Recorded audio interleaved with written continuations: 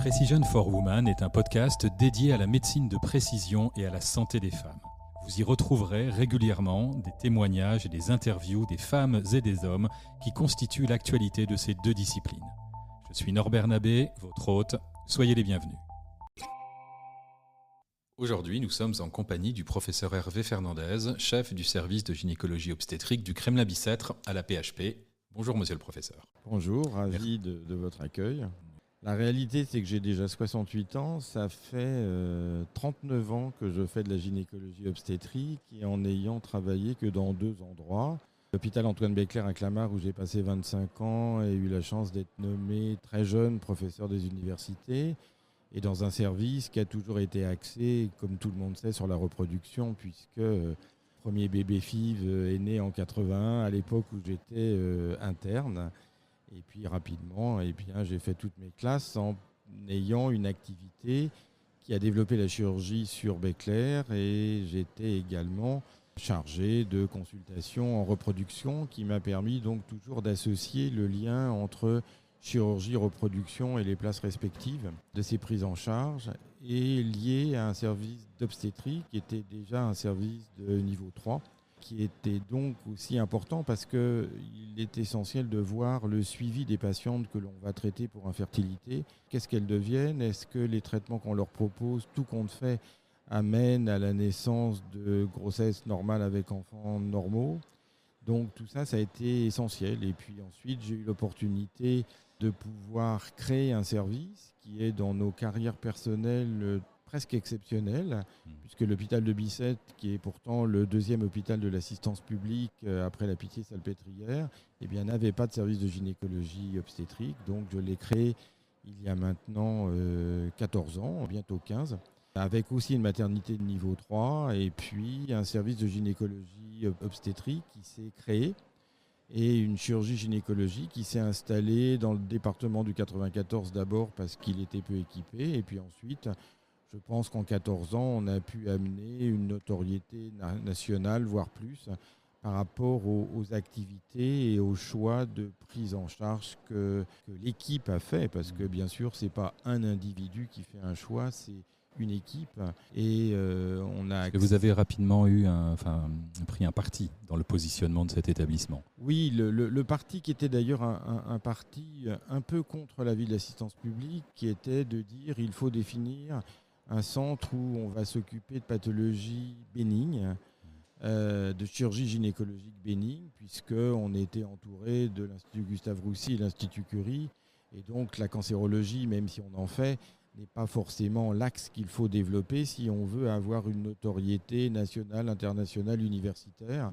Ces 10 dernières années ont vu une transformation très importante de nos pratiques avec la création de filières de soins qui correspondait en fait à une évolution dans on ne traite pas tout seul une pathologie, mais on traite à plusieurs, et que l'environnement qu'il y avait sur Bicêtre, l'environnement qu'il y avait au niveau du groupe hospitalier avec le maintien des liens avec Clamart, puisque les services de reproduction sont restés sur Clamart, ont fait, je pense, le choix qui a été pris, en tout cas, a été un choix probablement qui allait dans le bon sens. Et du coup, si on prend le cas de la pathologie qui nous concerne, peut-être un petit peu plus, nous ici, de l'endométriose, qui est une pathologie qu'on peut qualifier à certains égards de bénigne, même si de temps en temps, il y a des formes extrêmement graves. Est-ce que du coup, le fait de créer un service hospitalo-universitaire à la PHP, qui est quand même par nature, dans l'esprit des gens, un établissement de recours, comment est-ce que ça s'est positionné ?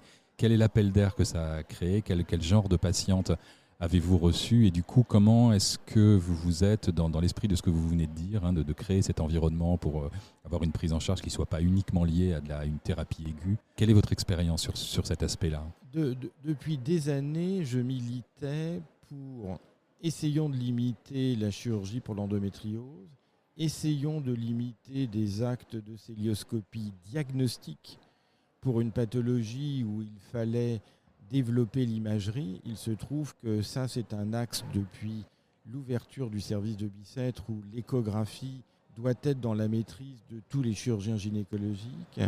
Et de par des axes que j'ai pris depuis de nombreuses années, j'ai travaillé sur les traitements médicaux de l'endométriose. J'ai toujours pensé que la chirurgie extrême qui est parfois nécessaire, car il ne s'agit pas de dire qu'il ne faut jamais faire ceci ou cela, mais n'était pas toujours nécessaire, et que je continue à penser qu'il y a trop de chirurgie digestive, par exemple, autour de l'endométriose, et que l'on peut, dans un grand nombre de cas, entre les traitements médicaux, entre la place de l'assistance médicale à la procréation, puisque un des désirs souvent importants des femmes contre l'endométriose, c'est d'avoir une grossesse. Donc l'assistance médicale à la procréation est essentielle. Donc ça a été de facto l'idée qu'il fallait travailler ensemble.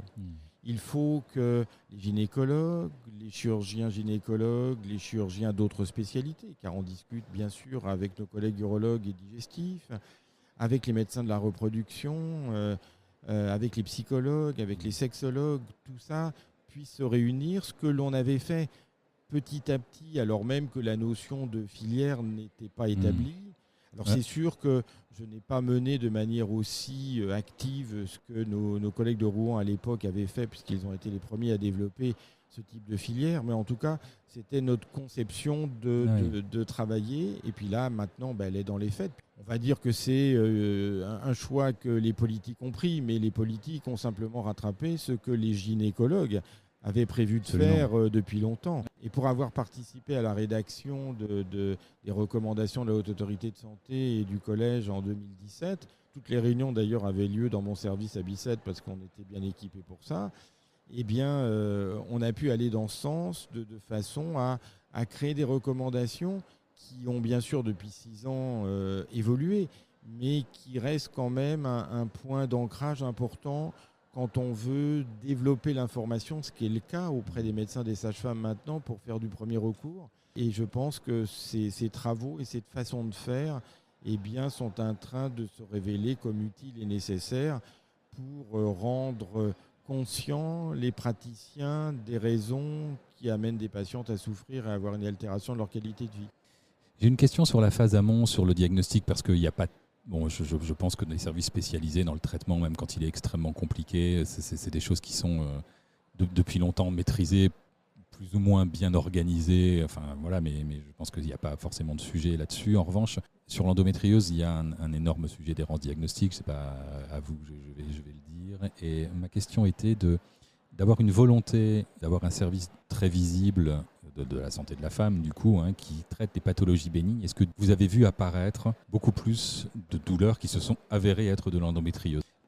Ce qui s'est développé, c'est des motifs de consultation qui sont pour des douleurs, qui ne sont pas forcément de l'endométriose. Parce qu'une des autres caractéristiques de mon service, c'est qu'on est très axé sur les pathologies qui saignent. Et globalement, j'ai beaucoup de patientes qui viennent en consultation, enfin dans l'équipe, pour des douleurs, mais où en fait le diagnostic, c'est plus de l'adénomiose que de l'endométriose. Donc, alors on peut dire que c'est des maladies qui sont proches, bien évidemment, même si la gestion de la pathologie, elle est totalement différente. Donc dire qu'on a eu, nous, une augmentation de l'endométriose, oui, puisqu'on a augmenté le motif de consultation qui est les douleurs, donc obligatoirement, dans la masse des patientes qui consultent, eh bien oui, il y a de l'endométriose. Mais que ce soit un afflux majeur qui ont pu redresser beaucoup de diagnostics non faits, honnêtement, on n'en est pas là. Et puis, parallèlement, on a ouvert, et ça c'est l'originalité à la paix, on a un service de gynécologie adolescente, c'est Luce Duranteau qui en est responsable, où là, c'était très important en fait pour des jeunes filles de pouvoir en fait avoir une écoute, avoir des examens, pour souvent d'ailleurs infirmer le diagnostic d'endométriose, mais en tout cas pour avoir une prise en charge qui permet d'aller déjà sur ce qui est à mon avis la priorité pour une grande partie des patientes, qui est d'avoir une amélioration de la qualité de vie, à la limite de temps en temps, sans avoir un diagnostic connu. Parce que quand on regarde l'évolution que va nous apporter les tests salivaires, on est typiquement dans une situation où on ne va pas se précipiter sur le fait de faire un test salivaire. On va se précipiter sur le fait, essayons d'améliorer d'abord la qualité de vie, de manière à ensuite positionner un arbre, un algorithme de prise en charge qui va avoir aussi pour but de limiter la chirurgie. Parce que je reste en fait sur cet élément initial que je vous disais tout à l'heure et que j'ai depuis longtemps. Essayons d'éviter de faire des chirurgies inutiles, soit diagnostiques, soit des chirurgies faites imparfaitement, quand on pense qu'il faut faire un peu. Donc il faut qu'il y ait une réflexion quand on opère sur qu'est-ce qu'on va opérer, pourquoi on l'opère, est-ce qu'on fait une chirurgie axée sur la reproduction, où là ça veut dire qu'on va traiter une trompe des adhérences, mais accepter de laisser un nodule qui est douloureux mais pas trop. Ce d'autant qu'en parallèle, nous on développe dans nos algorithmes la prise en charge avec les ultrasons focalisés, parce que ça nous semble aussi, là aussi dans une réflexion de faisons moins de chirurgie, parce que je pense que ces nouvelles prises en charge avec la radiofréquence, les ultrasons focalisés, dans le cas particulier pour l'endométriose, c'est que pour les ultrasons focalisés, tel que Gilles Dubernard l'a développé en France et qui a associé quelques services dont le mien, on va vers une autre forme de prise en charge qui, j'espère, et en tout cas ça c'est le but des 5 ans qui viennent, démontrer leur efficacité et surtout avoir un résultat aussi bien sur la qualité de vie que sur la reproduction pour ces patients. Oui, il y a vraiment une recherche extrêmement active encore sur ces champs, et je voulais du coup glisser vers vos activités de recherche scientifique et de publication, parce que je crois savoir que depuis des années, vous coordonnez une des principales revues de gynécologie. En quelle mesure tout ça, du coup, vient compléter cette création de services et cette activité clinique, pour le coup? Effectivement, c'est cette activité, je suis depuis 25 ans rédacteur en chef d'une revue maintenant qui, depuis 5 ans, s'appelle Journal of Gynecology Obstetric and Human Reproduction. Avant, c'était une revue française, c'était la revue du Collège de gynécologie obstétrique. Et le fait d'avoir été nommé rédacteur en chef en 1999 m'a permis de rentrer au bureau du collège. Ça fait donc 25 ans que j'en fais partie. Et puis surtout, je me suis battu pendant 10 ans pour que cette revue, qui était en langue française, devienne une revue en langue anglaise, en pensant que pour que des travaux d'équipes francophones puissent être vraiment reconnus à l'international, parce que je crois vraiment à la qualité des travaux que l'on peut faire en France, eh bien, il fallait qu'il y ait une revue en anglais. Après 10 ans de lutte, on a fini par m'écouter. La revue est passée d'un impact factor de 0,5 à plus de 2 maintenant. Donc ça veut dire qu'on a un vrai succès et une reconnaissance.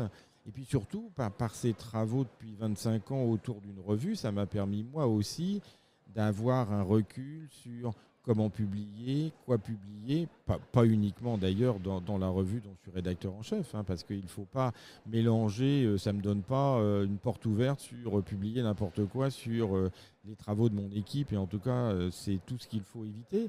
Mais en tout cas, ça a permis de voir comment fonctionnait en fait ce milieu éditorial, comment il fallait faire, donner des conseils, maintenant travailler sur une des problématiques des revues scientifiques qui est des articles inventés qu'on reçoit régulièrement et qu'il faut dépister. Donc c'est vrai que je travaille de près avec Elsevier là-dessus. En tout cas, c'est tout un domaine qui m'a ouvert des champs aussi bien personnels par rapport à la responsabilité d'être rédacteur en chef d'une revue, mais aussi à la façon dont il faut réfléchir sur quoi publier, comment publier, où publier par rapport à l'importance des travaux qu'on fait. Et vous avez de l'ambition, du coup, pour ces années à venir, pour cette revue qui vient de prendre un grand virage? Oui, alors déjà le but, c'est qu'on arrive déjà à avoir un impact factor à 3. Ça, c'est la prochaine étape. Parce qu'il faut convaincre au bout d'un moment que certains papiers puissent être envoyés dans ce type de revue. Parce que les revues, en quoi c'est important? C'est important par rapport à la diffusion, bien sûr, des connaissances scientifiques. Il faut savoir aussi que dans le cursus français, en fonction des publications que l'on fait, eh bien, on a de l'argent pour nos services, on a des promotions personnelles ou pour nos équipes. Donc tout ça sont des éléments qui sont partie prenante en fait de l'évolution des carrières hospitalières, puisque là je parle en tant que professeur des universités, c'est comme ça que ça fonctionne. Et donc il faut aider les plus jeunes, et je pense que d'avoir une revue française qui a un niveau qui est reconnu est un élément essentiel par rapport aux travaux que l'on peut faire en France et par rapport à la diffusion qu'on peut espérer que ces travaux aient, parce que ça reste malgré tout peut-être un petit peu plus facile de publier dans une revue du pays dont on est issu que dans d'autres revues. Oui, ça va un peu avec le développement du service, oui, d'une certaine manière, en tout cas de la discipline. Tout à fait. Et puis, je reviens au collège. Le collège a, il y a quelques années, arrêté le lien avec les revues, qu'elles soient en français ou en anglais d'ailleurs.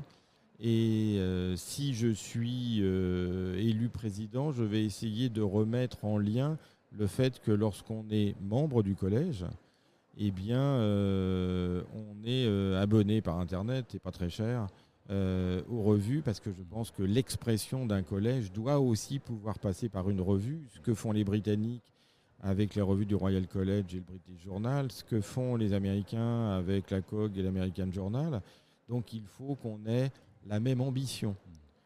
Parce que les Britanniques et les Américains, qu'on ne peut pas accuser de chauvinisme, eh bien en fait ils publient dans ces grandes revues qui sont des revues reconnues internationalement les recommandations, les façons de faire. Et si on fait des filières, c'est aussi pour amener en fait à une façon d'exercer autour de recommandations, et que si on est membre du collège et qu'on reçoit ces revues, eh bien de facto on va améliorer la formation continue qu'il est nécessaire pour tous les médecins.